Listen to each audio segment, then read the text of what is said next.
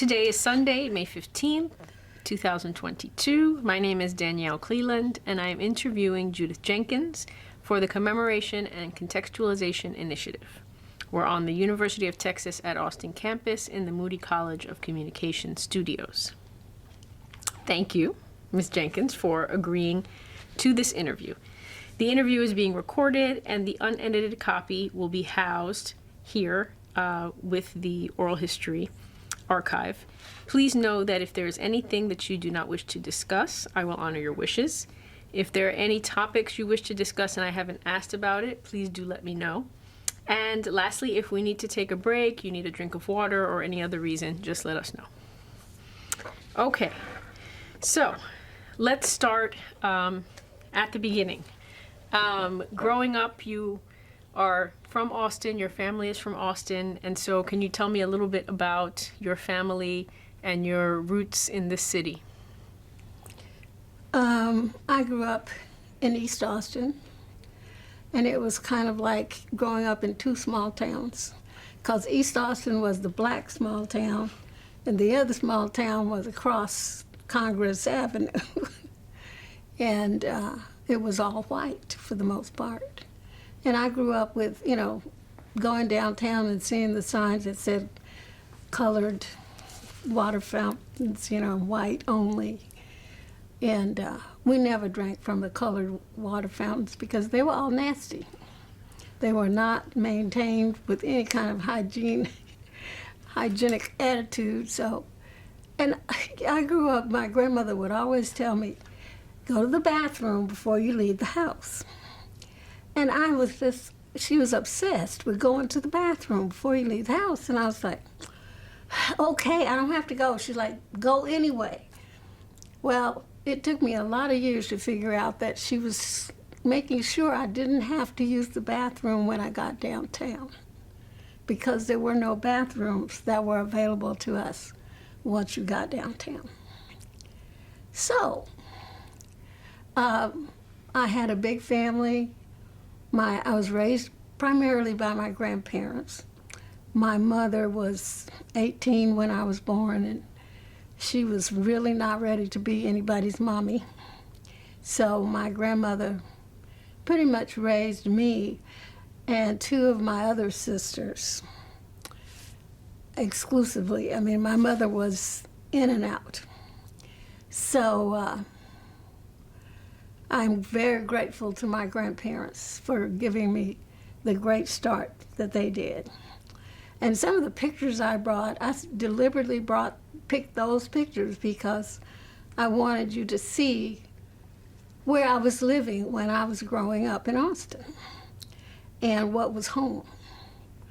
And the safe place that I called home would not be, it would probably be bulldozed now, because it was not we had running water, but we didn't have a working toilet. So you had to go get a bucket and to flush the commode. And we had to bathe in a tin tub, and you had to heat your water on the stove and then pour it into the tub, hoping that you got the ratio right so that the water wasn't too cold. And otherwise you would have to go heat another bunch of water. So that was tricky. And I used to get very angry with the sister who's right behind me, because she would watch me fill up this tub, take my bath, and then she would take her bath after me in my same water. I was like, you're just nasty. But anyway, sibling rivalry. I had 5 sisters, and my mother had 5 daughters. 6 daughters. She kept wanting a boy, but she never got one. And I was the oldest, and so I was kind of in charge. My grandmother was what they called an invalid. So she really didn't walk. She didn't leave the house. And, but she had a talent for psychology that was just masterful. because she could reel you in from 2 states away by telling you, I expect you to do this and this and this, and and we had orders to be home before sundown, and if it was close, you were skidding around that corner trying to get home. And my mom and her 6 little girls would stay with my grandmother part of the time, and then we would live in a different place, and so everybody would gather at my grandmother's house, though, after school. And then we would all march down the road together to my mother's house. I'm sure it's a very interesting sight. But anyway, and I went to Blackshear Elementary, which is still here. It's right across the street from Houston Tillotson. And I think we didn't feel that segregated schools were necessarily a deficit. Now, we had no knowledge of what was going on otherwise, but we felt like we were being educated adequately. And on the standardized tests and all of that, we were, at least in my family, we were meeting the standards. And most of my family was above the standards. My mom graduated from high school when she was 15 and went to St. Louis to go to college and decided she didn't like it, so she came back home. And she did not resume college. She took a job as a maid, and then she had me, and so then she was a maid with a baby. And my grandmother pretty much took over. And my grandfather was my grandmother's second husband. So he was actually not my biological grandfather. My biological grandfather died of bone cancer while my grandmother was pregnant with my mother. So my grandmother remarried when my mother was 5. And at that time, she had one brother who was older. And then my grandparents had 4 or 5 more kids after that. And we were one of those families where my youngest uncle was only 3 years older than me. So I thought growing up until I was about 5 that these were my brothers and my sisters. And I discovered when I was trying to learn to write my name that my last name wasn't Jones. And my grandmother said, well, your name's not Jones. And I said, well, what is it? And she said, Walsh. And I was like, who in the heck is that? Anyway, I was disappointed. I had to think about that a long time. And when I was a little girl, I sucked my fingers. I sucked these 2. They were delicious.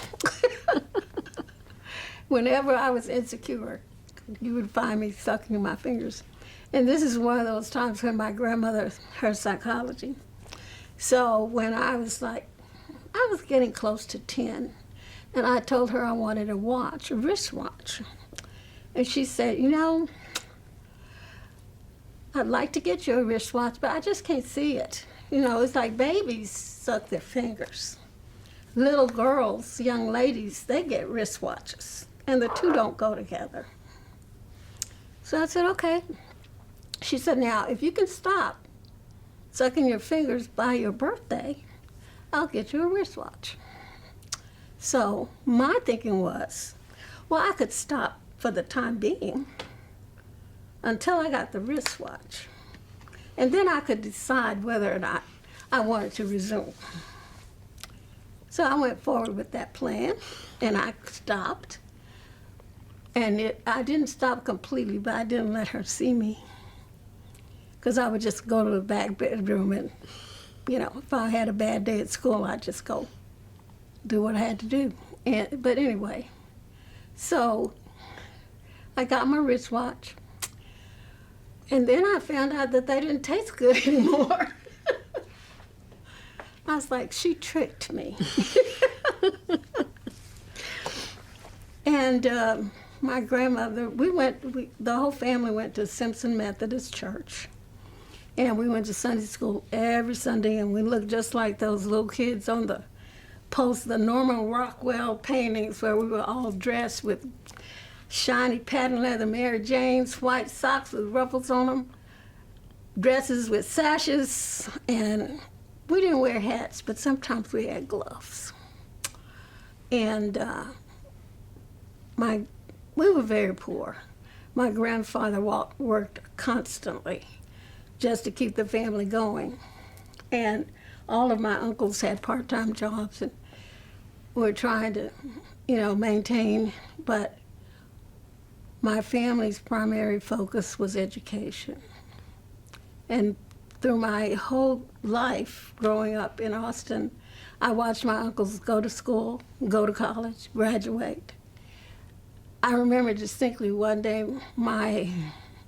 one of my uncles was graduating from Houston-Tillotson, and he had his cap and gown on, and he had a white shirt that was starched, and he put the cap and gown on before he left the house, even though it was graduation, it was Austin, Texas, it was really hot.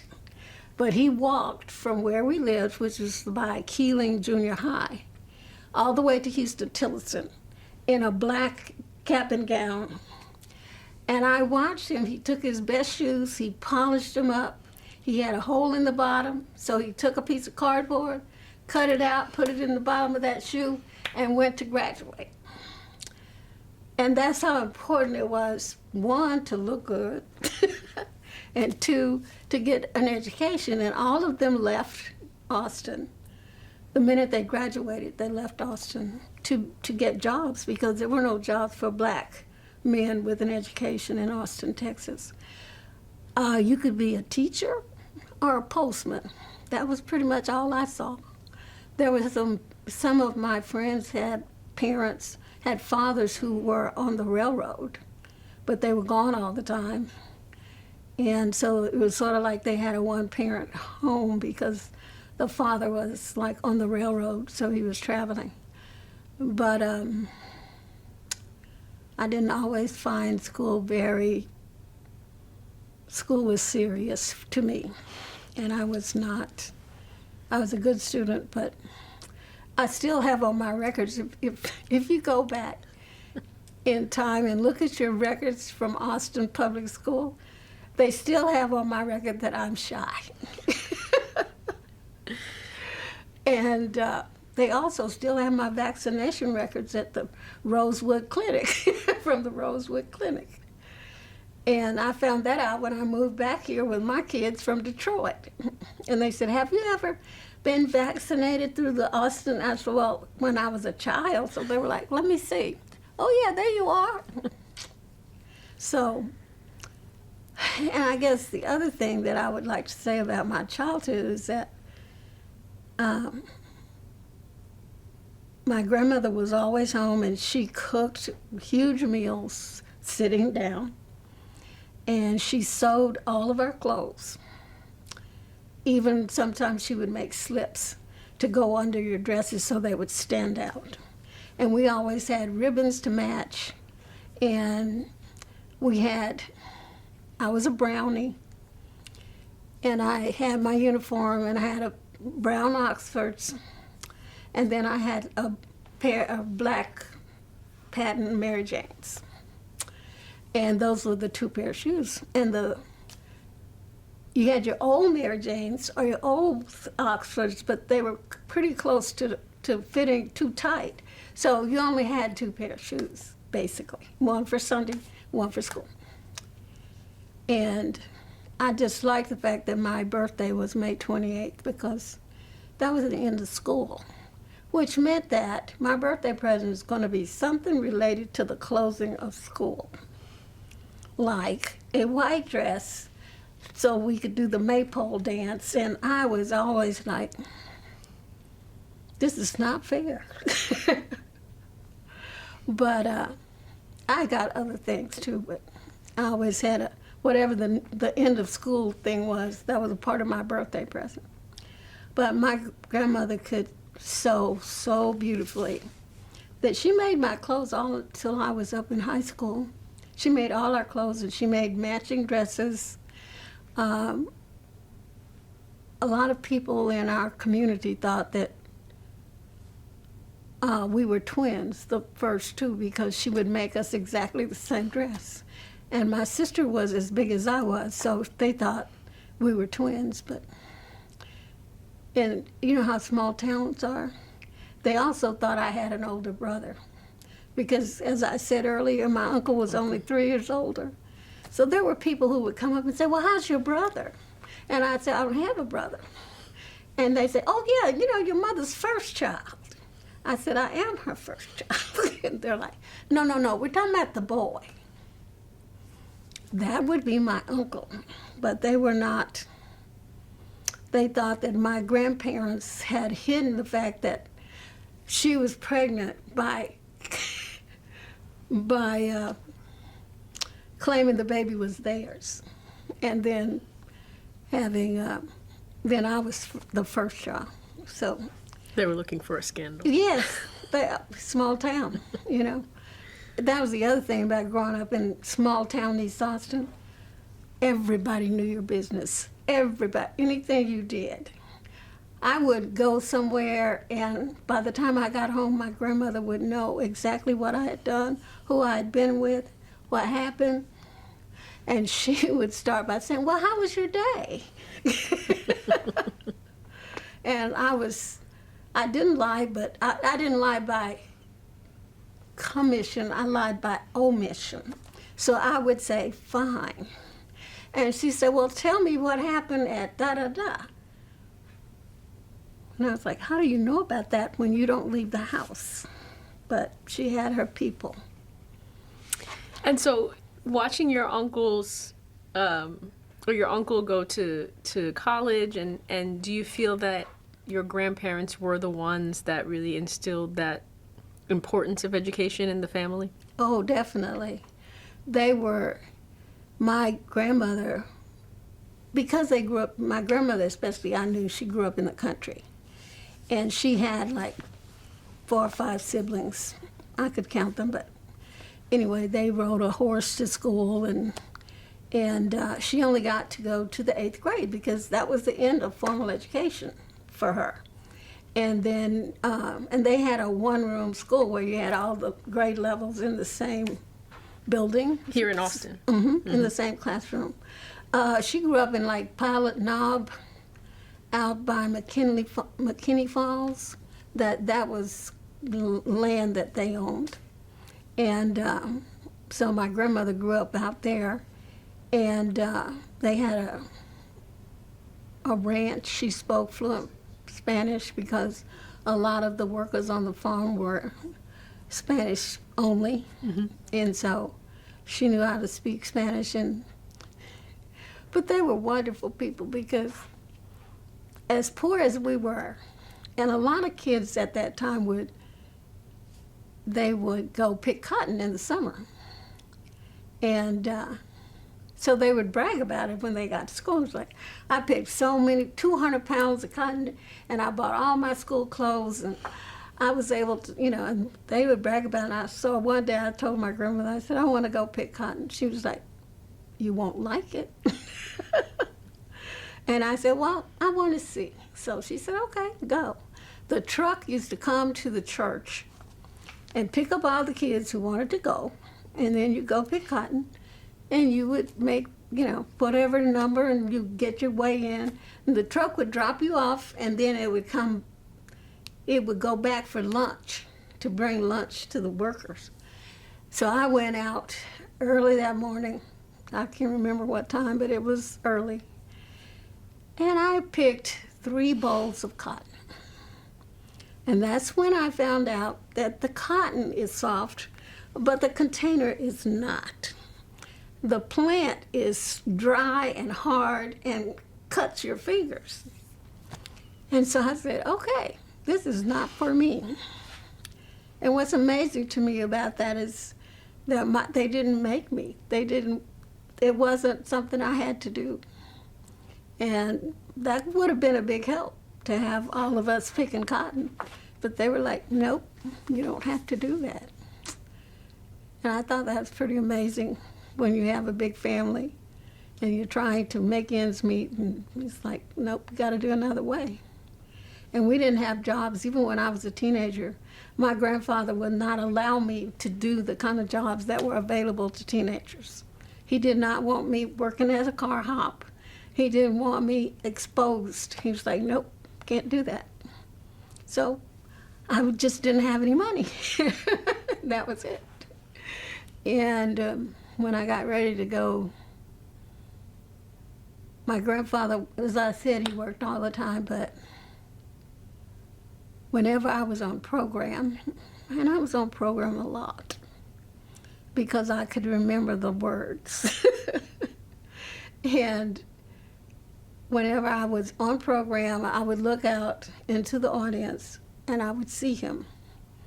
And by the time I was done, he was gone. And a lot of the time we lived right across the street from, like, my grandmother's house was right across the street from the junior high. And then when I was in high school, my mom's house was right across the street. We lived in the projects. So we were right across the street from high school. However, my grandmother insisted that I come to her house quite often because she did not want me in the projects by myself. Mm. So if I didn't show up for a couple of days, she would call.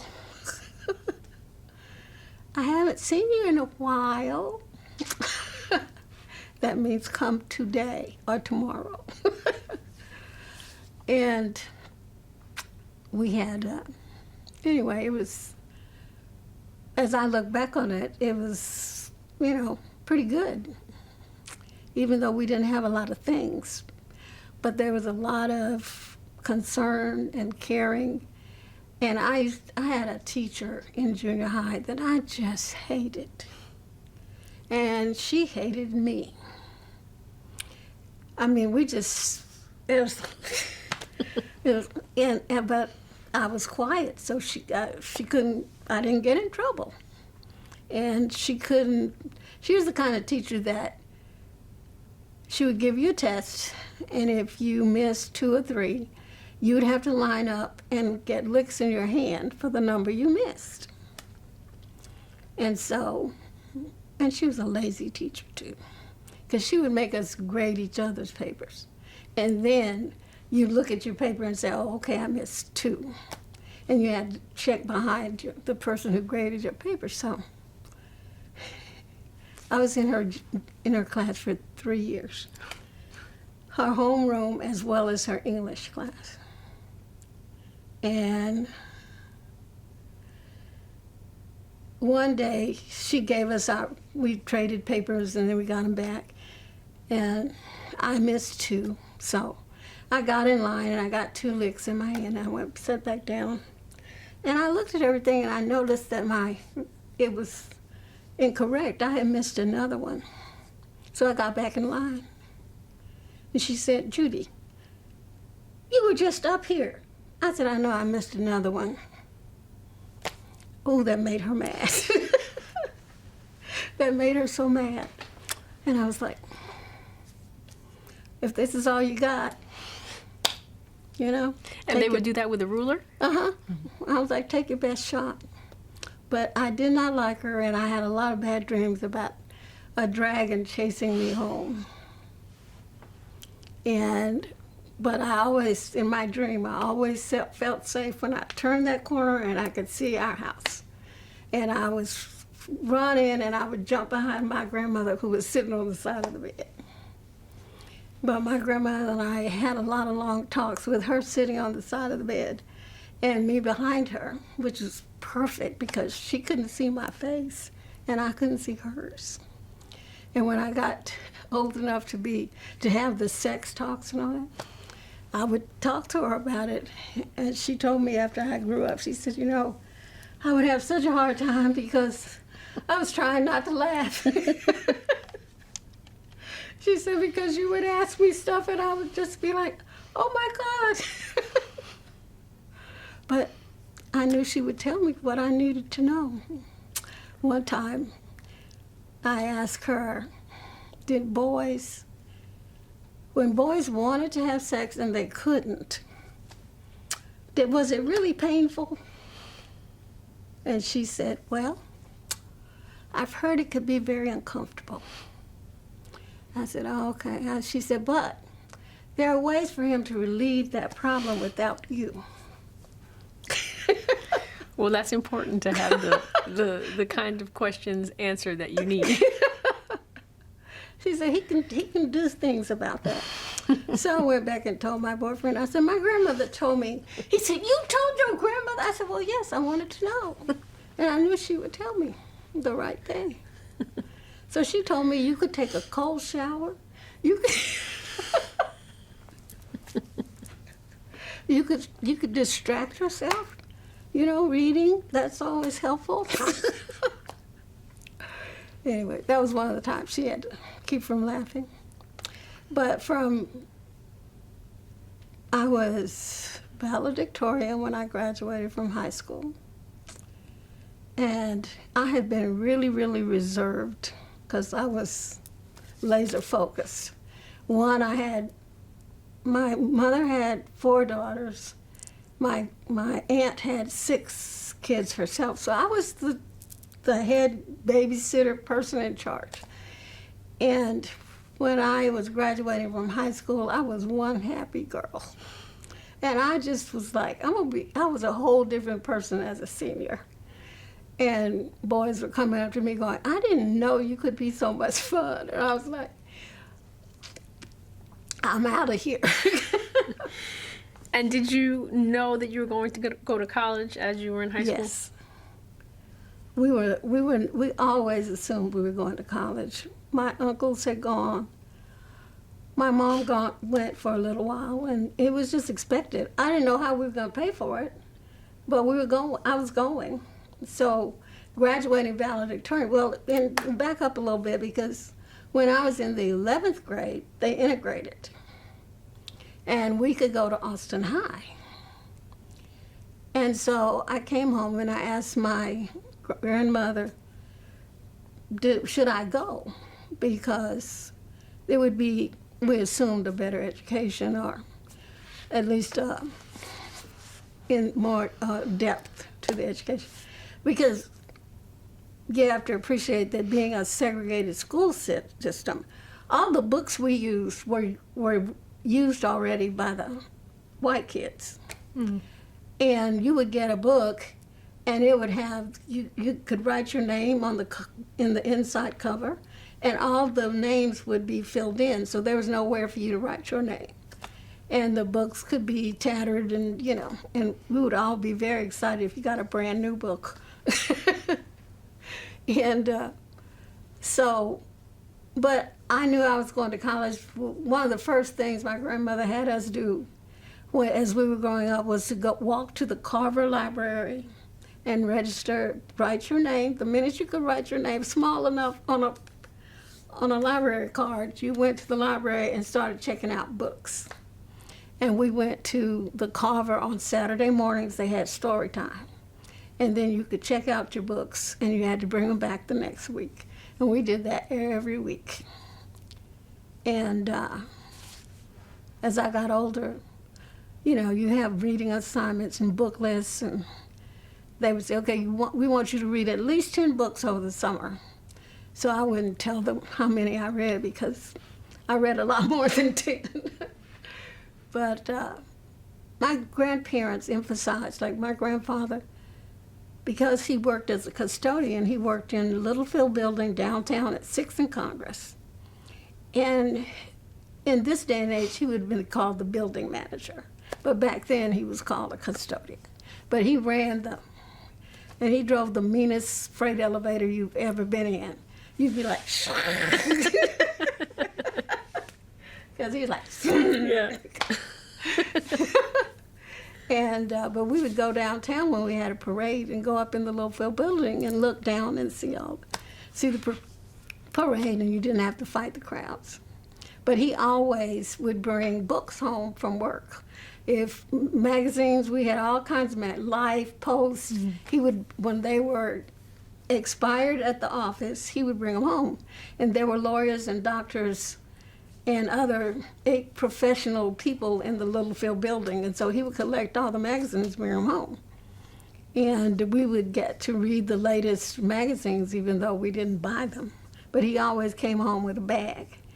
And then my grandmother, she would, the local grocery store, it was called H.E. Butt back then, they had encyclopedias. And if you bought a certain amount of groceries, you could buy an encyclopedia for one book of the encyclopedia for maybe 25 cents. I don't remember how much it was, but it was inexpensive. So she got the whole set of Funk and Wagner. And I thought because you bought them at the grocery store, they were inferior. Because I was like, yeah, but we had them all. And I never had to go to the library to do a research paper until I was practically in college, because I had a full set of encyclopedias at home. We had a bookcase full of books. We had poetry books that my grandfather had brought home from somewhere. And they were biographies and poetry of famous poets. And these books were so old, but that when they were published, Longfellow was still alive. So it gave his date of birth, but no date of death. So we had a full set of poetry books. And I would go and, if I had an assignment, I'd go pull it off the bookshelf and, do my thing and bring it to school, and that was it. I didn't have to go to the library. I went to the library to get books I liked to read rather than books to do research. And then when I was valedictorian, you got anyway, I was finished that story. My grandmother told me that when I was in the 11th grade and they had integrated, I said, well, do you think I should go to Austin High? And she said, well,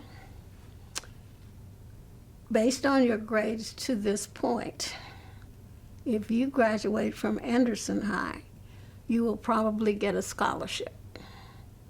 If you go to Austin High, I cannot say for sure that you would get a scholarship, because you would be with a lot of children who have been educated with more resources. So I didn't go. And the other negative thing would you would have to get up in the morning, take 2 buses to get downtown. You'd have to take a bus downtown, transfer, take another bus, and reverse coming home. So it's like you're going to get home at 7 o'clock at night. And, so I was like, I'll just stay where I am. And So- did you, go ahead. Oh, I was going to say, did you have friends that did choose to go to Austin High? Not any of my close friends. Most of them, let me put it this way. I didn't have many friends. I had a lot of family, but I didn't have many friends. I had a couple of girlfriends who were close friends, but I didn't have a wide circle of friends. But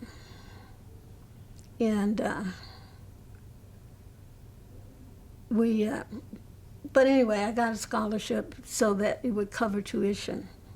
And then other community organizations gave me scholarships. So it paid for my books and the lab fees and all of that. So pretty much my first year was paid for. And the only thing I walked, either I walked from home to UT or I rode the bus. And I had to take 2 buses. But so sometimes I didn't want to bother, so I just walk. And it seems like a long way, but if you know the shortcuts behind houses, and the freeway was not 35 as it is now. So it wasn't as long as, but also I had grown up in Austin. It was hot every day. So what's new about that? Yes. And someone asked me, when I came to UT, was I bothered by the segregation? The fact that blacks were just being admitted, and I said that really wasn't different. When you went downtown, you saw white clerks and, white police officers. And I guess I should mention that my father's father was an Austin policeman, but I didn't know him. I knew of him, but I didn't know him. But he was one of the first black policemen. But he didn't look black. He looked white. So I'm sure that's why he was chosen. That's why he was given that space. But he was a big guy. And everybody going, Mr. Charlie, he's going to get you. If you were the kind of kid that would get into trouble. Yes. And by the time you were older, there were more black police officers. Just a few. Just a few. I think two were all I can remember at the time. And the way I understand it, if they had to detain a white person, what they could do is stop them and wait for a white policeman to arrive. Yeah. Before we get to your experience at UT, I wanted to talk a little bit about, because I think your experience is unique in that you can trace so many generations in Austin. And so I'm wondering if you can, and you've showed me the newspaper clippings of Right. ancestors. And so I was wondering if you could talk a little bit about that kind of family history in Austin and how you all came to this area, or how your ancestors came to the area. Well, I don't know a lot about that because they were all here already when I arrived. But I do know my grandmother and I talked a lot. And so she would tell me about her childhood. Her father raced horses, and he was a gambler. He's a very good-looking man. And my great-grandmother was blonde, and a tiny little blonde woman with blue eyes, and she was mean. She was mean. She didn't have much patience for small children, let me put it that way. But by the time I was a small child, she had diabetes and she was having vision loss. So I'm sure we annoyed her a lot. But she was blonde, but she was considered black. Yes. Yes. Oh, yeah, she was black. It didn't matter how blonde you were. It was the matter of, is there one black person in your lineage? Yes. And from what I understand, my family were the Collins and the Bramons. And there's a house in Austin, that's the Bramond house. And that was owned by the white Bramons. And as I understand it, Mr. Bramond was a lawyer, and he had a black family and a white family. And my family was the black family. And so is that why your great-grandmother then was so light? Yes. I see. Yes. And I wrote a story, you read the story, and I was talking about my grandmother and her family. I won't say it was everyone because I don't know, but they didn't want you to marry too dark. They didn't want you to marry men who were too dark. And I think my grandmother had an issue with that, so she married the darkest man she could find. And they were like, my mother told me, if you turn your wrist over, you need to be able to see that your veins are blue. So that's just, past that, you're a little too dark. Yes, the brown paper bag. Mm-hmm. Uh-huh. And one of my, I do remember my great-grandmother saying, Emma is so sweet. She's a black woman, but she's so sweet. So within the family, Yeah. there was prejudice or, yeah. colorism and Color, yeah. And, some kids, some of the people in our family They felt like they were too dark. I didn't think about it very much. My grandmother was very light. And but my grandfather, the one I grew up with, was very dark. Mm-hmm. And he had a lot of Indian blood in him. So he looked like that guy on the Indian Head Penny. And he was very dark, but he had curly black hair. And so, kind of, but by the time I came along, it was all white. And mostly gone. And so do you think that they thought those things because they felt that being lighter would bring more privilege, or because they just felt that it was more beautiful to be lighter? I think it was a combination of those things, because you obviously could, even if you didn't say anything, you could pass. If you didn't start talking, you could go downtown and try on clothes and do whatever, and you never had to admit that you were black. So that was something, that you could do. And if you were too dark, you couldn't. Yeah. And of course, if you were brown already, in the summertime, I was a little tar baby, because we were outside playing all day and we were dark. And, that was, just the way they were. Everybody, people were like that. It's like high yellow. We have more names for skin color than anybody. Because it's just like, well, she's high.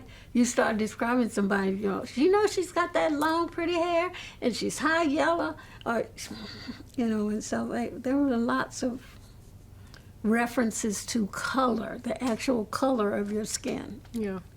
And closeness to whiteness. Right. And the closer to white, the better. Yeah. And so you're growing up in East Austin, and that becomes your community. And do you remember being involved in civil rights at that time before you got to UT? After I got to UT was the first civil rights that I knew about. It was in the paper, some sit-ins at the Woolworth, and but very sporadically. And Austin, Austin's like a pet dog. You start raising too much of a ruckus, they're just gonna turn over. Okay, fine. We don't have to be nice to you, but you can come on in. So, because it was the capital, it was UT, and they could not afford to have a lot of political unrest at that time. So I think they capitulated pretty quickly when the pressure was on. But I do know that a lot of people my mother's age were more activists. Bertha Means, she was very active, and she entertained the ACP directors and presidents and all that at her home, and she and her kids did some sit-ins and all that. I think the first time when I was at UT, my first year, the students were rallying, going to the movies, and standing outside and, in just being in the way so that it made it uncomfortable for people to walk past them to go to the movies. But we had the Harlem on our side, which was the Harlem Theater, and then we could go to the Ritz, but we could only sit in the balcony, which, was really not good thinking, because we would drop popcorn and stuff down on the people on the bottom, but very surreptitiously. But in many ways, I guess you felt as though your black community in East Austin was enough. Well, it provided everything that you could have. Yeah. Whatever we had, it was there for you. We didn't have very many restaurants. We had almost no community activities. It was like no roller rinks, no, you could go to the movies once a week because the show doesn't change until the next Sunday. So you went to church. and you had church activities, but that was about it. We would go to daily vacation Bible school, and we would go to everybody's. So the Methodists would have a week, then you have a week off, and then you go to the Baptist. Everybody, all the kids went to every Bible school. And so we would be busy for about 4 weeks out of the summer, and they spaced them so you could go have a week off, and then you go back, and it'd be like 3 hours a day, but you'd do crafts and stuff like that, and talk about being nice to each other. But it was a space where you could Yes. be social. Yeah. And we had Girl Scouts and that kind of thing. I was a brownie. I never made it to Girl Scouts because they were snooty, and I didn't like them. And it was more about, wasn't about community service. It was more about clique, and I didn't like it. I was a debutante, a very reluctant debutante, because I thought it was stupid. But your parents got you into that? My mother wanted it so badly that my grandmother had to talk me into it, because I didn't want to spend the money. I was going to college in the fall. I did not want to spend the money on a dress. I was a jeans and moccasins kind of girl. When everybody was wearing penny loafers, I had gone to the store and bought moccasins, because I was not foo-foo at all. So I was a very reluctant debutante, and I was going to quit every week. We had to go, you had to go and get training on how to behave and how to curtsy, and I'm like, this is so stupid. But I went downtown, and with some of my graduation money, I bought a dress. It was after the white cotillions, so there were lots of dresses on sale. So I found one that was perfect, and it fit perfectly. It didn't need to be modified, and I had to buy one of those big hoop slips underneath, and so I showed up. And did your other siblings also do the same? No. The sister next to me, she wanted to, but she wasn't asked. I think the reason I was asked was because I was valedictorian. But I mean, this was a status. I mean, this was Yeah, the thing it about was, status and but- class. I didn't see it as anything special. Yeah. And so do you remember the Heman Sweat versus Painter case and some of the things that were happening during that time? I don't know that I remember it as much as I've been exposed to it so much. Since that, I don't know that it was foremost in my mind when I came to UT. I knew that, like, my uncle, one of my uncles had gone to grad school at UT. And we talked, I had heard some conversations from my parents and him about integration, and, the graduate school was integrated before the undergraduate. So he went and took graduate classes, but I saw it in the newspaper, because you couldn't miss it. But I just knew it kind of tangentially. So during the civil rights period, you didn't participate. Were there people in your family that did, or was it just something you think it was kind of less present in Austin? I would say it was less present in Austin. It was here. I remember my boyfriend, soon-to-be husband, left and went to one of the rallies, and we were all terrified because we knew that they could decide to beat them up or turn the water hose on them, or dogs or whatever. We knew about that, especially from the other states that had been through it already. But we didn't have anything like that in Austin, because Austin had a political image to maintain. And so he went outside of Austin to do that? No, he did it downtown Austin, but it didn't last very long. it was like, you know, And that was during what year? 62, 61, 62. That's when that was going on for the most part. Yeah. So applying to school, what made you decide that you wanted to go to UT? I didn't want to go to UT. I was like every other 18-year-old. I wanted to leave town and go to school out, you know, if not out of town, out of state, not out of state, out of town. But once again, my grandmother set me down because everybody was going to either TSU or Prairie View. That was the only options. And she said, you can go to school because you have your scholarship to pay your tuition. You have money from your other gifts that will pay for the other expenses, but room and board, we can't do it. And if we figure it out, she said, if you're in Austin, I can always feed you. If you're in Houston, I'm not so sure. So, and it was cheap. I sent my kids for the same reason. They didn't want to go to UT. I said, you're going because it's inexpensive and it's the best education for the dollar.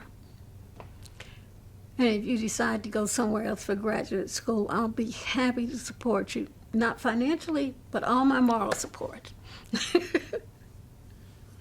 So, but you know, it was a very odd time because the first day that I was going to UT, and I looked like I was 12, you know, and I was sitting on the bus stop waiting for the bus to take me. And this black lady was standing on the bus stop too, and she said, honey, aren't you standing on the wrong side of the street? And I said, no, ma'am. And she said, you going to Anderson, aren't you? I said, no, ma'am, I go to UT. And she just looked at me and said, well, they don't want you over there.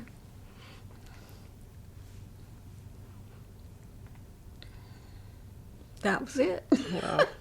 And I said, I know I'm catching this bus, though. I'm going in. I'm going anyway. I'm going anyway. Don't wait to be invited. That's right. That's right. Can't afford to.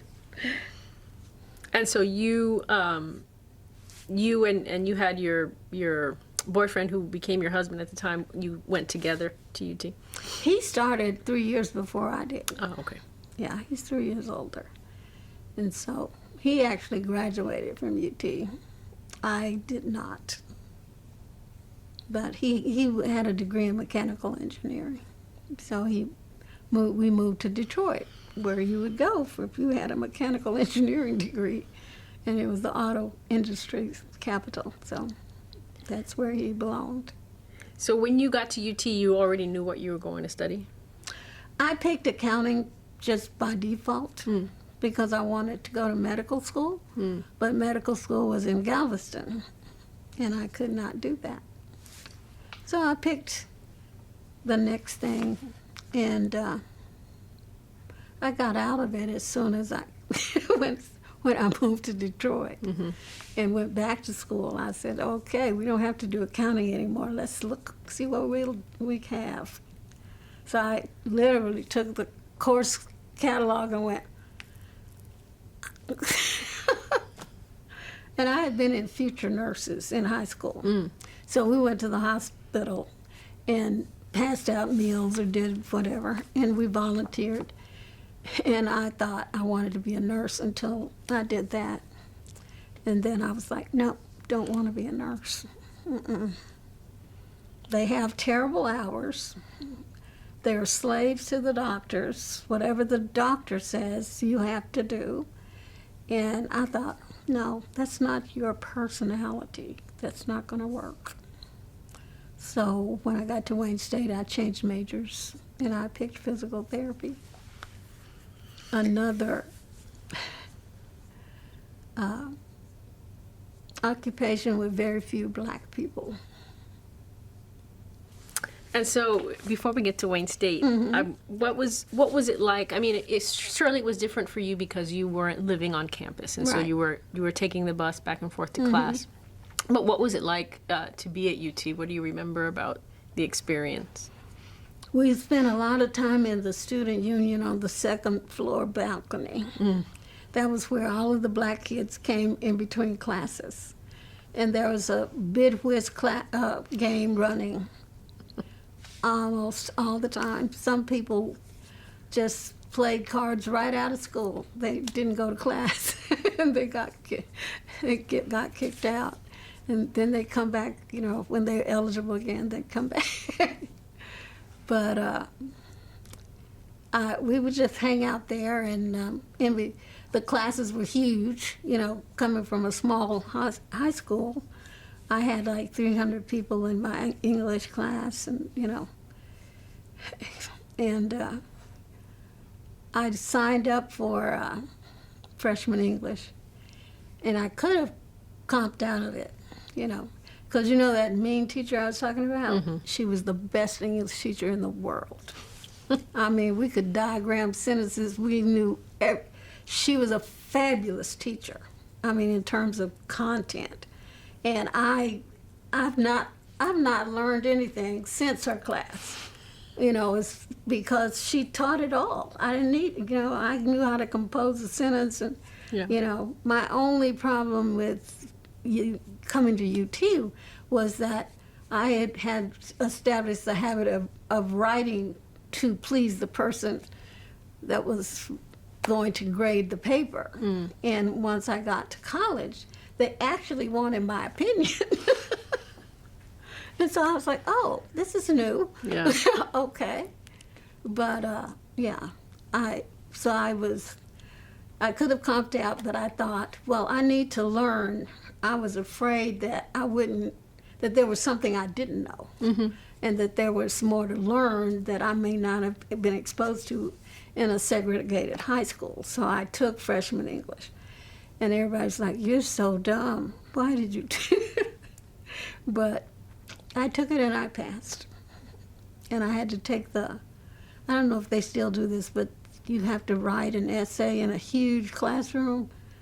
It was like 300 people in there with their little blue books writing you know, and you had to, that final paper was whether you passed or not. So, and I took accounting, and I took the basic courses. I can't remember them all, but just, you know, basic curriculum. And did you feel that being some of the first to integrate the campus, did you feel as though the professors reacted to you in welcoming ways, or how did you? They pretty much ignored us, you know. But the UT at that time was doing the professors were lecturing, and they very seldom turned around to look at the people they were lecturing to. They were writing on the board. They turn around and glance at the class. So there wasn't a lot of interaction in the classes, no matter what color you were. Because a lot of the professors were, you know, like getting their tenure, and they were there to do research, and they had to teach classes, but it wasn't their thing. So I can't remember a class where a professor actually talked to me one-on-one unless I went up to them after class, you know. Yeah. And for grading and that kind of thing, you didn't feel like you were being treated in any particular way? No, because I doubt that the professor knew I was black because you were just a name on a grade book to him. And when you did have some interaction with an instructor, it was usually a student, you know, like, you know, a lab assistant, or, you know, I took the only class I made a bad grade in, and I was devastated, was economics. Because I was like, I have no idea what they're talking about. The professor wrote on the board the entire time, never turned around and looked. And then you had these study groups that were led by a student, upper student. What do they call them? Student assistant or whatever. And Teaching assistant, yeah. yeah, and it looked like they were teaching two different classes, because what the student was teaching us was not what the professor had been teaching in the class, and I was like, I'm really confused.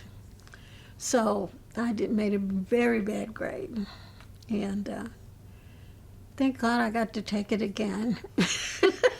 But for the rest of your classes, you felt that Anderson prepared you as any other student. Yeah, pretty much, yeah. And all the access I had to books and reading and study and all that, I think I did okay. I was disappointed because I was accustomed to having all A's, and that first C was devastating. And then I won a trophy because I joined Delta Sigma Theta, right? So they said, okay, we have a special announcement. The student who made the best grades for the semester, they had a trophy, and they said, this trophy will go to the students who had the best grades for this past semester. And they called my name, and I was like, what did y'all make? I was like, me? That was one of the worst grades I'd ever had in my life. And I was like, what did y'all make? Because I was looking up to these ladies because they had been there a couple of years. And I was like, me? I could not believe it. And I have a picture of myself with my little trophy, but I couldn't find it. But I mean, it does suggest maybe that other students were having a very hard time at UT.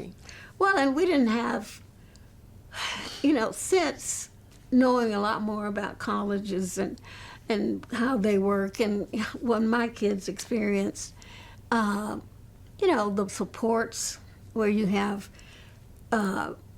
just a file of old tests from a certain professor, or advice on who you should take the class from, that kind of thing. We didn't have any of that. You just signed up and did the best you could. And yeah. And what made you decide that you wanted to join Delta Sigma Theta? my grandmother told me to. I didn't want to join either, because she was afraid that because I had such a small circle of friends, and she thought that I would be on this big campus, and there were like 20,000 students then. And she said, she was worried that I might get lost. And she said, well, they gave you a scholarship, and so I think you should join. And I was like, okay. She sounds like a very wise woman. She was very wise, yes. And I joined, and my one of my cousins was in the Deltas, and she went to UT, got at least one degree from UT. Her name was Dr. L. June Brewer. Now, we called her Letty June. But once she got to UT, she became Dr. L. June Brewer. So we're like, okay. But she was encouraging my grandmother to encourage me to come to Delta. And I did, but back then, we had such a small group of black students on campus. We all hung out together. And you couldn't have a party. You couldn't have anything unless you invited everybody, because otherwise it wasn't a party. It was you and 5 of your friends. So we all hung out together, and we just hung on to each other. So the Deltas weren't necessarily a place where you kind of found the support because you were all together. Right. Anyway. Everybody was, the AKAs, the Deltas, and depending on what year or what decade you join a sorority, I have learned that the character of the sorority changes over time. So that when I joined Delta, they were the studious girls, and they were the nice girls. The AKAs were the ones who were hitching rides to the air base. They were the rowdy girls. They were the party girls. So once I went to Detroit and I tried to reactivate my Delta membership, I found out that in Detroit, the Delta girls were the party girls. And the AKAs were the more studious ones. And I was like, see, you still don't fit.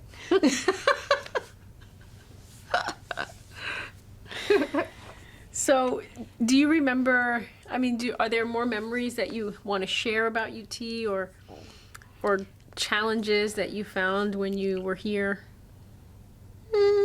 One of the biggest challenges was just getting across campus. We didn't have those nice little buses they do now. And I was constantly terrified that I was going to be late because sometimes you'd have to run all the way across to get to class on time. And I got in trouble with my sorors because we had this, get to know each other night. And it was over at Whitey's in one of the girls' rooms, and they said, well, Judy, when I saw you on campus, you did not speak to me. And I said, well, if I didn't speak to you, it's because I didn't see you. But since you saw me, why didn't you speak to me? They didn't challenge me anymore after that. Were there spaces that you felt unwelcome? Any space that wasn't a classroom or the second floor balcony of the student union, you didn't feel safe. You didn't feel, and kids would drive by and taunt you, and that kind of thing. You just ignored it. We went to Zilker Park when it finally opened up and you could go there. And we were having a picnic, UT students, and I had made a cake. And some kids in a truck pulled up and stole my cake. And then took off. And we were like, Yeah. it's just the way it was. But you kept going. You kept going to Zilker, and you kept. I wasn't there to make friends. Yeah. I was there to get an education. Well, I mean, also the spaces that had just opened up, like Zilker Right. Park, you kept going to them, and you. Yeah, we did. But, nobody had a car, so we couldn't get too far from campus. Kids, sometimes on the weekends, kids would drive up to the lake. But that was rare and also dangerous, just the way it is now, because kids would drink and drive, and that was dangerous and all. Pretty much you weren't supposed to. So. Yeah. So, when you decided to leave and go to Detroit, that was after. Were you married at that point? Yeah. Okay. So your husband graduated from UT. I was married. I had a baby, and we moved to Detroit. So how did you navigate being at UT and having a baby at the same time, having a husband? Well, I dropped out, so I was. So when you left, that was when you had the Right. baby? Mm-hmm. Okay. Yeah. And so I had a baby and a husband and took off to the big city, knowing absolutely no one. And did you feel at that point did you know that you were going to finish college? How did you feel about the decision? Well, I always felt like I was going to finish college because I just felt that too many people had invested in me, all the community organizations that gave me money and helped me along the way, all the elders, so to speak, would talk to you about, continuing to your education and all that. And so I just felt like it was really important. And I didn't make a very good housewife. I'm just boring. Nothing to do, no one to talk to. And the other wives that were home, there was a TV show called Mary Hartman back then. And she was a white woman who was very, and all she talked about was wax buildup. And whether she put enough starch in her husband's shirts and what the kids had done. And I was living that life. And I was like, oh no, my brain is, no, I can't do it. I can't do it. I never wanted to be a stay-at-home mommy. I calculated very carefully. 2.5, my youngest child could, first, are we going to have another child? Because we need to do it now. Because otherwise, if I go back to school and then start working, no. We'll just have one child. No, we had another child. So then I said, and when he gets to be 2.5, he can go to nursery school. And then I will start full-time college. But I went back at night before that. I started taking my prerequisites to become a PT because I didn't have the sciences that I needed.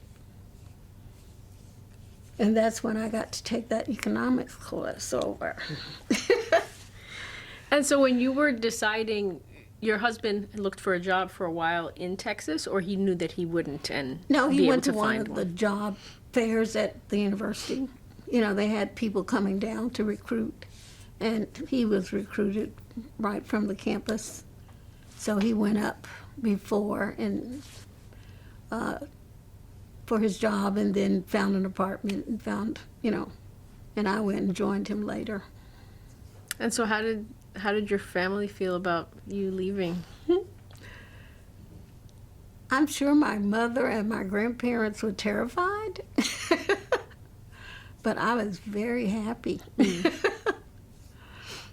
But I have to say that I was feeling kind of guilty because I was the oldest child.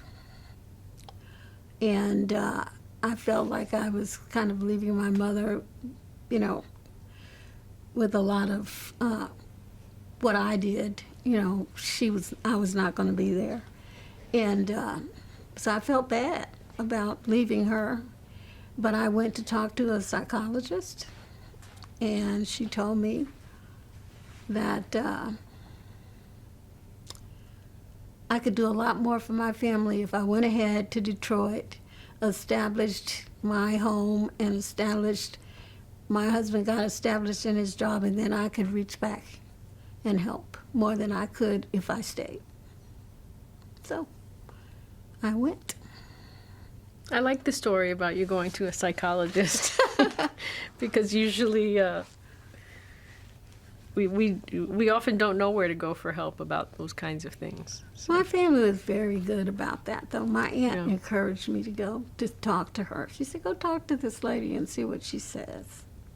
And that's what she said. I was like, that makes a lot of sense. So that's what I did. Where were we? We were talking about how different Detroit was from Texas. Oh, my goodness. And your experience at Wayne It was State. like traveling to the moon. Going from small town Austin to Detroit, which was the biggest city in the United States at that time. I think it was the Motor City. It was the murder capital of the world. It was everything that terrifies parents when their kids go away. But I was there during the riots, when they had the huge riot in the summertime. That was very, very strange, because they were arresting people And I wasn't working. I wasn't in school even. I was at home with my kids, but you look out and see tanks going down your street and police cars with riot guns sticking out the window. And it was just very strange. And people lose control when they have, like, when all bets are off.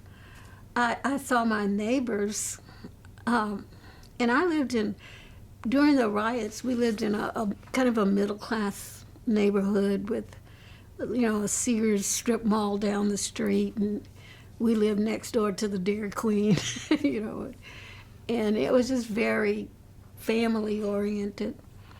My neighbor, somebody in the neighborhood broke the liquor store window, and my neighbors went down and helped themselves. And I was just like, oh my God, And this was somebody you knew, the owner of the liquor store, people. And this wasn't black people. This was a combination of people. It was black and white, Muslim. Because I lived in a very mixed kind of neighborhood. And so, but, people knew they weren't going to be held accountable, so they took advantage. I saw one car go down the alley behind my house, and he had a trunk full of shoes in the shoe boxes, and they were falling out. I was just like, really? And there was a curfew. You couldn't go out at night. Not that we did, but, there was a curfew. And I learned to drive in Detroit. Mm. I was taught to drive by a New York cab driver who had come to Detroit, and he was teaching driving at the YMCA. So I signed up, and they would come to your house and pick you up and take you driving and bring you back. And I surprised my husband one night with a driver's license on his dinner plate. I was like, you don't have to go to the store with me anymore. It's a measure of independence. Huge. Yeah. Now, I got lost a lot, but I learned a lot about Detroit. And what were your impressions of the riots? Not the kind of looting, but just the conditions that led to it. And it was one of those times when it was a really hot summer, and Texas is hot, and it's hot most of the time. But Detroit is not. And then it was a really hot summer. It was muggy. People were sleeping out in the park because they just couldn't stand to be at home because they don't have air conditioning. So, and people were just stressed to the max. And, it didn't take much, and I don't even know what started it. You heard different people said this started it, that started. But I don't know what really started it. But once it got started, it was huge, and getting control of the city again was huge. And people, continued to go to work. Like my husband continued to go to work, but he had to be home. He had to be home before it was dark and all that. And it was.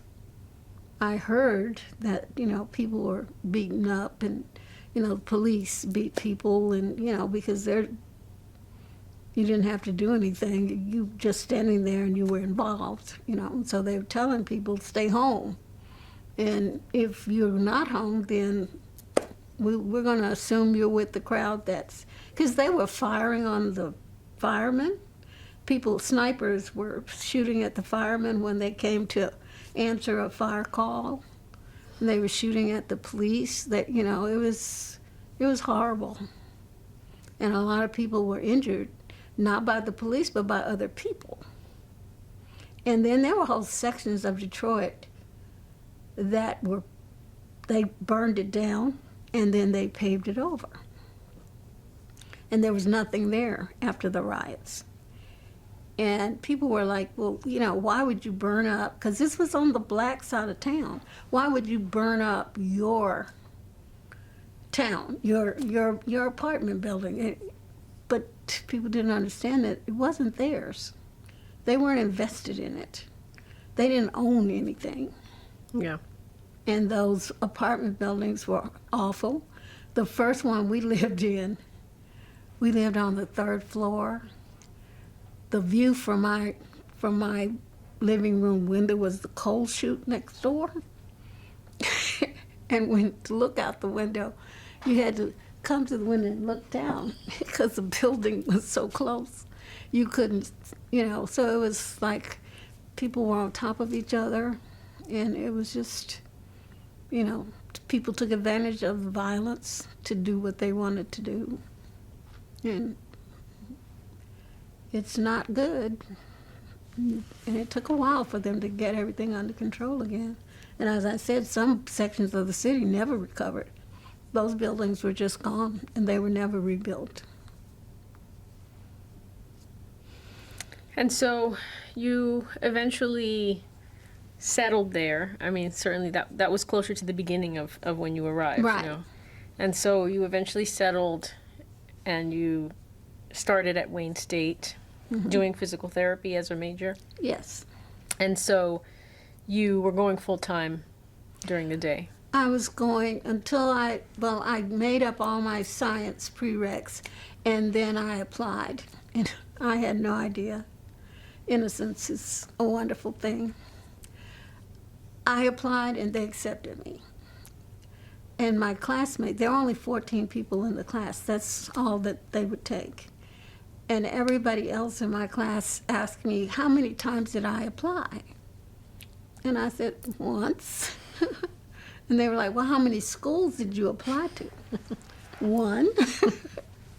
And they were like, well, how did you know you'd get in? I said, I didn't. I just applied. And here I am.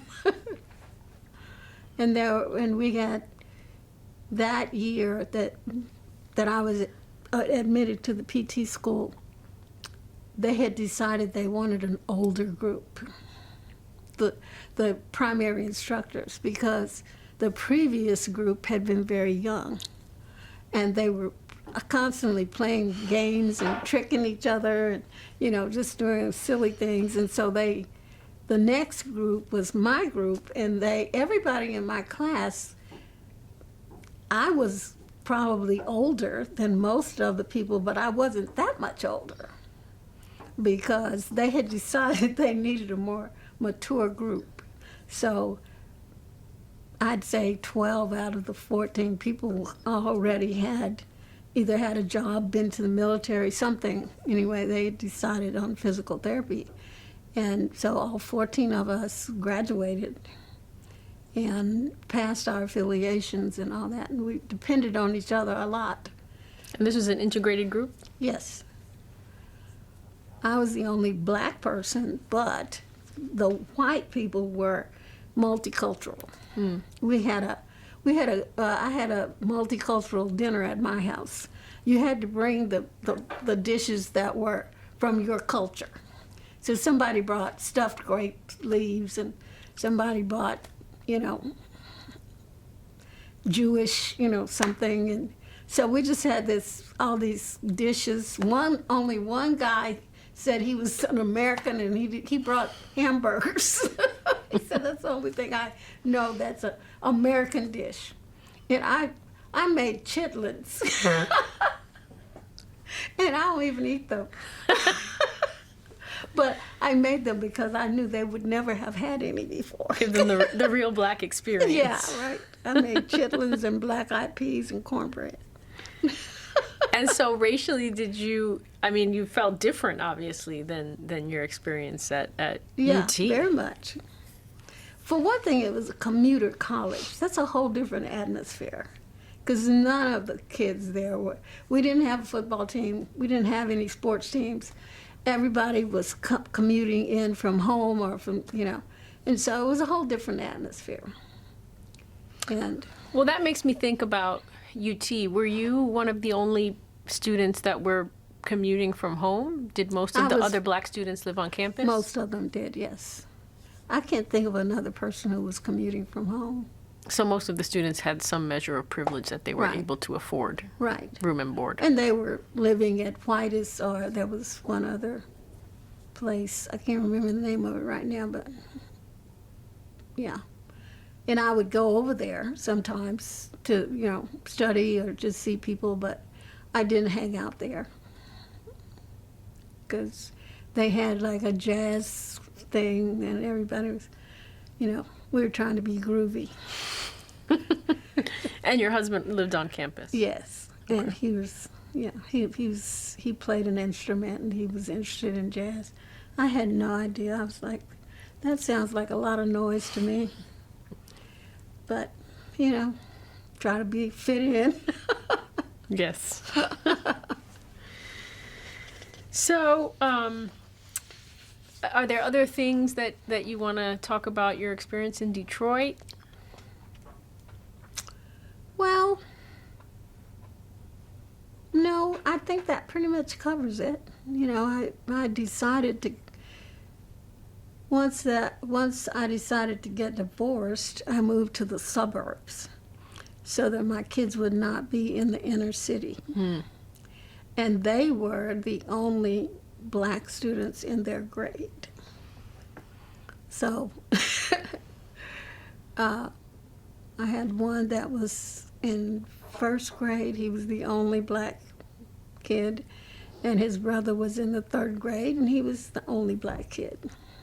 And they experienced some racism, but like my 6-year-old, he came on one day and he said, "You know what, Mom?" Some little boy called him a nigger. And I said, "Really?" I said, "Well, what did your teacher do?" And he said, "Well, she told him that was not nice and he should not call people bad names." I was like, okay, well, she took care of it. I don't have to add to that. Now, when we moved to Brenham, that was a whole new thing. And so Brenham is a suburb outside of Detroit. No, Brenham is out in Texas. Oh, when you came back to Texas. When I came back to Texas. I see. Brenham was, yeah. But so when you moved to the suburbs outside of Detroit, that was when you had already graduated from Wayne State? Yes. Okay. And I was working at my second job in Detroit. And that was when I was working for the Wayne County Independent School District, which was for special education. Okay. And so your husband stayed in He stayed Detroit. in Detroit, yes. And that was an interesting experience, working with all those disabled kids. But you did it for many years, no? Well, I did it for about 2.5 years there, but when I came to Texas, then I did it again. I got other jobs doing the same thing. So what made you come back to Texas? Well, my kids were growing up, 2 boys. I didn't want to fight the streets for my kids. And I knew if they stayed in Detroit, they would get too much freedom, and I would not be able to hang on to them. So I said, I'm going to take you somewhere where you don't have options. And when we got to Brenham, they looked at me. One day they came home and they said, "Mom, where are we?"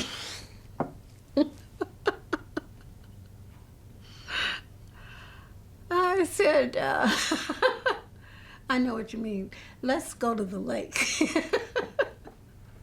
So we went somewhere every weekend. We went to Houston, or we went to Austin, or we went to the lake and fished. And I would read and they would fish. And we did that for a year. And then we moved to Austin, which was the primary goal from the beginning. So you were back with your family and... I moved to the hills, Northwest Hills. My son actually went to Anderson too, but just the new one. And the person who taught me civics was now the principal.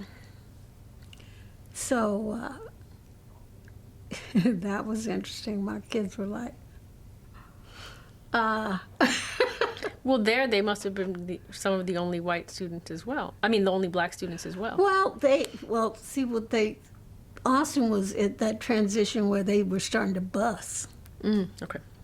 And so we moved there, and I moved to Steck, right there near Anderson High, because I did not want to be on the east side, because I was going to have to do the same thing that I would have had to do in Detroit, fight the, and I was like, nope, I need to have control. So I moved to Steck and lived there for a few years. They decided to bus my kids back to, they were going to bus my son back to Johnston because they were doing it by zip code. And so I called and I said, so you realize my children are black, right? And you're going to bus them back to the east side. And she said, well, yes, ma'am, we're just doing it on an equal basis. I said, well, somehow I just don't feel equal, so I think I'll move. So where's the line so that I can move on the other side of it? So we moved to a different apartment so we wouldn't be bused. And because I said, you do realize you're going to have to bus 2 more white kids to balance out the fact that you're busing 2 black kids over there. They were like, we're doing it fairly. I said, okay, Yeah. That's good, okay. My kids are going to stay on the side of the line, wherever it is. So we moved to a different apartment until we moved to Round Rock. And they were stunned when we moved to Round Rock, too. At that time, it didn't look the way it does today. No, racially. it does not. We moved to a brand new development in Brushy Creek, and you went down Great Oaks 2 miles before you saw a house. And my son was a senior, the oldest one. He was going to be a senior, and he was like, I'm not living out here. I'm not doing it. Why are you doing this to me? I'm taking it personally. He said he wasn't going to go to that school. I was like, well, it's a long way back to Austin. That's all I can tell you. And so, poor thing, he had to go to Anderson High his senior year. Well, he went his junior year and his senior year, because he was in Anderson when he was in the 11th grade. And he was going to go out for football, and then I moved. And so when we got to Round Rock, he had 1 more year. And he was very angry, but that was okay. And he was very mad at me. And then he met this little girl named Isabella, and it was a good idea. All of a sudden, I was okay again. So did your family stay in East Austin? Yes. So they were, even though they lived in a different neighborhood, they still had the same kind of family community in East Austin. Well, yeah. And they very seldom came to see me because they were like, we have to pack a lunch to come and see you. You're out in Lampasas. So you would visit them? Yes, I would visit them, and that's still that same way. I would go see them. They didn't come see me, but that was perfect. And do you still have family that lives in East Austin? Yeah, a few, but we're more scattered now. One of my sisters lives in the same condo complex I live in, and I invited her to move in. I had to contemplate it for a while. It's like, is that going to work? But it works. That's good. So what do you make of the changes in Austin as far as the black community is concerned, and the way that East Austin has changed so much? I think it's really sad. I think that the housing boom that we're experiencing, this happened once before, and a lot of people from California were moving down, and prices went up dramatically, but not as dramatically as they have this time. It was like people are I've heard about people paying $30,000 over the asking price just to get a house, and it wasn't that bad before. And East Austin, where I grew up, it's gone, and it's too late. I mean, they're talking about affordable housing, but they don't really mean affordable housing, not for the average person. Because first you got to outbid the people that are willing to pay that much over the asking price. Yeah. And where I grew up, they built the street through there. The land is not even available. It's the street. Where is that? Where is the? Over by the Carver Library. Okay. There's the street goes down. Yes. And my house was behind and to the left, and it's gone. And Keeling is still there, and it's a much bigger complex, but where I lived, in that whole side across the street, it's no longer there. And I think it's really sad because I'm looking at the houses they're building, and they're putting them up fast, and they look cheap. And they're not going to last very long, and, they're not going to look good 20 years from now. I don't think, and I think we're going to wind up having to do a lot of urban renewal, and they're paying too much. I mean, I thought when I bought my little house in Brushy Creek and it was $50,000, and I'd walk around going, this is what you get for $50,000? Because it was a tiny little house, And now I'm just like, the average person cannot afford a house. You have to win the lottery, or your mother has to die and leave you property or something. Yes. to be able to have a house. And what they're putting up fast. They're too close together. My sister was living in a house in East Austin at 12th and Airport. Mm-hmm. It was just a little bungalow. It had land behind it, but not very much on each side. She moved out because she was renting. The guy who owned it sold it to somebody. They have put two houses on, one in the front and one in the back, and you have to drive down this narrow little driveway to get to the one in the back. And they're ugly. They don't have, you can't put plants. You have to put your plants in pots and boxes, And the sense of community is lost. It's gone. Yeah, and it's too late. They're talking about, I've been listening to them talk about it for 20 years. I went to a meeting probably 20 years ago talking about Austin and how to retain the community and how, what they could do. And it's been a lot of talk, but no action. And what they're putting up now is going to be trash, and they're going to be sorry. But none of the people who are doing it will still be here. Yeah. So what do you think about, I mean, I think it's great that your two sons went to UT, and so it's part of this legacy. Your granddaughter went to UT. Mm-hmm. And so do they talk, or do you talk about your legacy of being one of the first that came here and what that means for... Yeah. My kids, they didn't get it at first because they just thought I was making them go to this big school because we were cheap. Because I was paying half and my ex-husband, their father, was paying half, and so we, were supporting them through UT.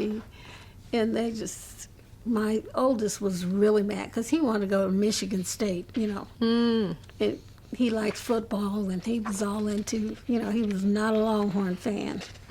And since, though, they have graduated and they have kids of their own, now all of a sudden it's a great idea because it's still cheaper than anywhere else.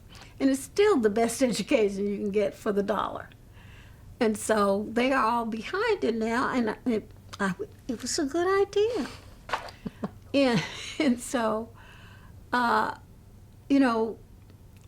sons, when we had the precursors had their, Heman Sweat, and we had the big deal on campus, and we had several days of activities. My sons came to one of the programs, and I think that was the first time it dawned on them what the people that had come first had gone through, and also how important it was that had to get done.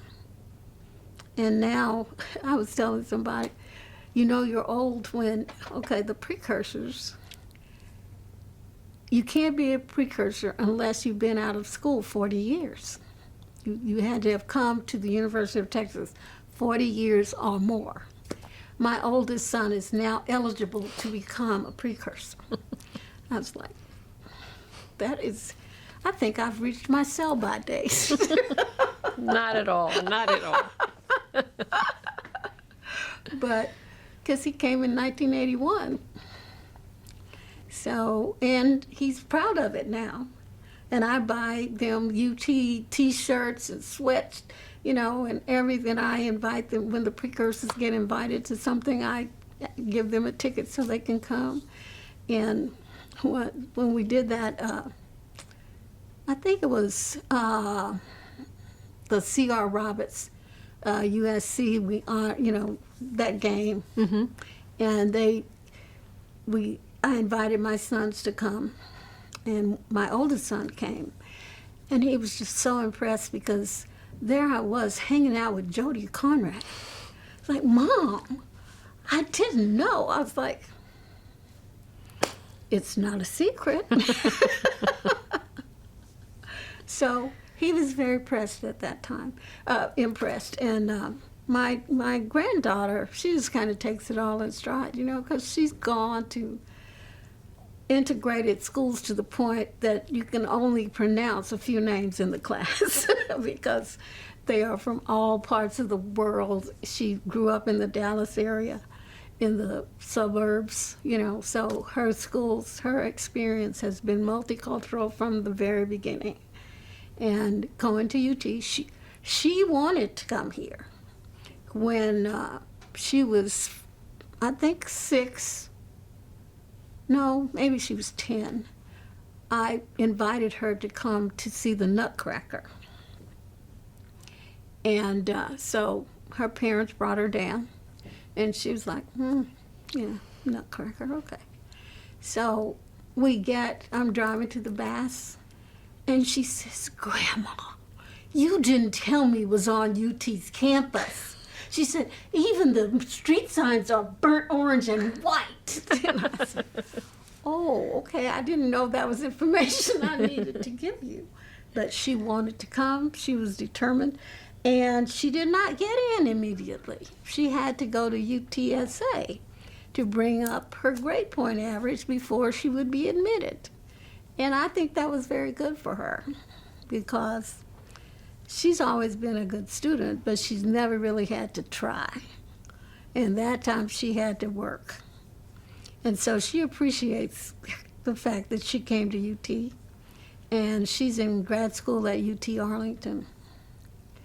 And they were doing an oral history project. So she interviewed me. Yes, so she understands the legacies. Well, she was doing it because she's taking a class on the history of disabilities. And so she was interviewing me as a physical therapist and what I've experienced in that. And, she was kind of surprised, considering, because I told her, it's not about segregation when you're talking disabilities. It's about inclusion. Because they're already out in there, and they are not typically included in everything in our society. So that was eye-opening for her. Yes. Is there anything else that you want to share? Memories that you have about being at UT or? Well, I will share that we had a track meet, the Texas Relays, and for the first time they invited Texas Southern when we were on campus. And Texas Southern had a dynamite track team. And so we decided to wear our UT colors and to sit on the UT side and root for Texas Southern. There was our little personal protest. Mm-hmm. And we'd be the only people going,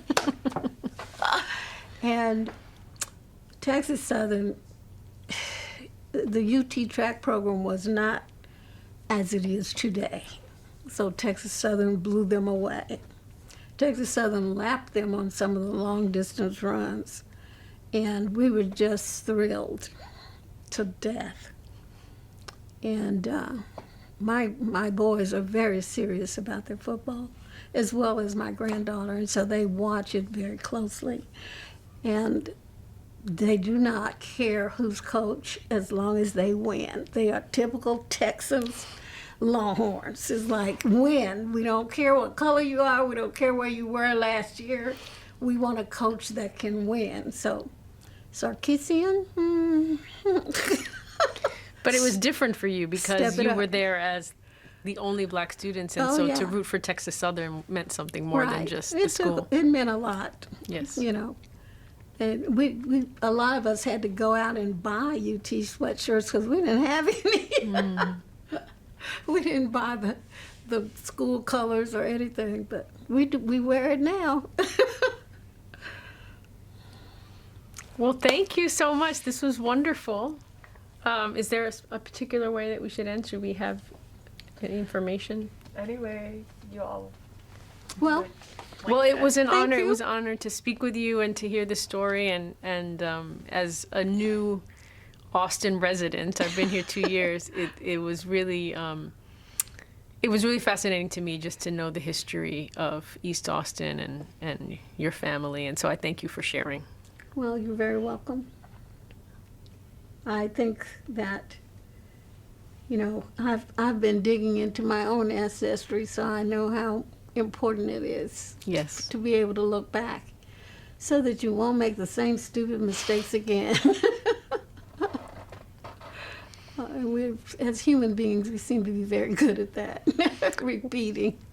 Well, from your story, it seems as though your grandmother built the path for you with just that in mind. Definitely. Yeah. Yeah.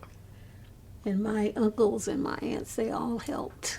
You know, they sent money so that, you know, I could dress like the other girls and do what I needed to do. So we were one big family that believes in reaching out and bringing everybody in as much as we can. Didn't always work, but hey, you lose one here and there. But overall, the community was there overall, and the yes. family was the most important. Right. Well, thank you. Thank you so much. Well, I hope it's helpful to Yes. someone down the line.